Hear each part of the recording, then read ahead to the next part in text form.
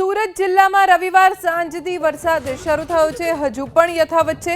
કડોદરા 4 વિસ્તારના દ્રશ્યો આપને બતાવીશું। કડોદરા બારડોલી રાજ્ય ધોરીમાર્ગ અને નેશનલ હાઈવેના સર્વિસ રોડ ઉપર ગોઠણ ડૂબ પાણી ભરાઈ ગયા। વરસાદી પાણીના ભરાવાના કારણે વાહન ચાલકોને ભારે હાલાકીનો સામનો કરવો પડ્યો।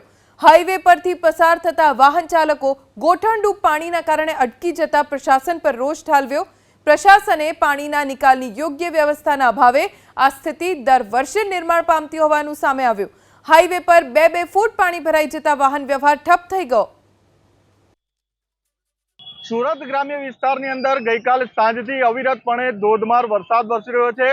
ખાસ કરીને બારડોલી તાલુકો, પલસાણા તાલુકો અને કામરેજ તાલુકાની અંદર ધોધમાર વરસાદ છે તે ગઈકાલે રાતે વરસ્યો છે અને આજે વહેલી સવારથી પણ છે તે સતત વરસાદ વરસી રહ્યો છે અને જેને લઈને પાણી ભરાવાની સમસ્યા ઠેર ઠેર ઊભી થઈ છે। હાલ આપણે છે તે કડોદરા 4 રસ્તા વિસ્તારની અંદર છે। દ્રશ્યમાં જે રીતે જોઈ શકાય છે કે એક તરફ કડોદરા 4 રસ્તા પર નેશનલ હાઈવે 48 નો સર્વિસ રોડ છે અને બીજી તરફ છે તે કડોદરાથી બારડોલી જતો મુખ્ય માર્ગ છે।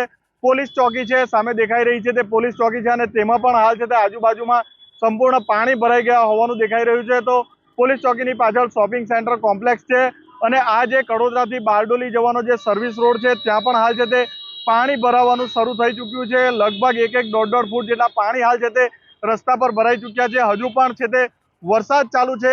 પાણી નિકાલના યોગ્ય અભાવને કારણે છે તે આ પાણી ભરાવાની સમસ્યા છે તે ઉત્પન્ન થતી હોય છે। ખાસ કરીને નગરપાલિકા દ્વારા જે પ્રી મોન્સૂન કામગીરી કરવાની હોય છે તે ક્યાંક ને ક્યાંક અહીં છે તે ઉણપ હોય તેવું દેખાઈ રહ્યું છે અને જેને કારણે આ પાણી ભરાવ થયો છે। ખાસ કરીને હાલ જે આ રાજ્ય ધોરીમાર્ગ છે કડોદરાથી બારડોલીને જોડતો અતિ મહત્વનો માર્ગ છે અને ત્યાં પણ પાણી ભરાવાની શરૂઆત થઈ છે અને જેને લઈને હાલ છે તે ટ્રાફિક જામની પણ સમસ્યા અહીં થઈ રહી હોય તેવું હાલ છે તે દેખાઈ રહ્યું છે।